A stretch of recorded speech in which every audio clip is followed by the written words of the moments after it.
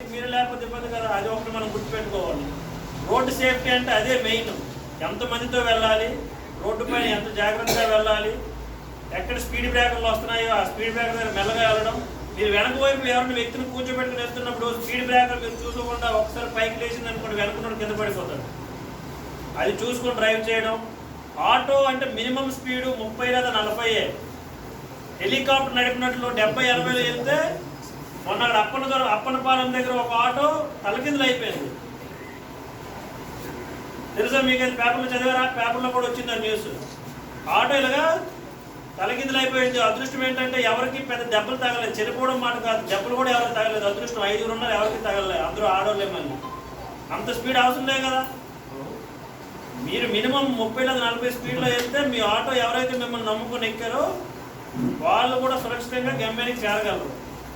ఇదే విషయాన్ని మీ మిగతా మీ స్టాండర్డ్ కూడా చెప్పండి. ఎక్కడ హార్న్ కొట్టాలో అక్కడ హార్న్ కొట్టండి, ఎక్కడ ఆపాలో అక్కడ ఆపండి.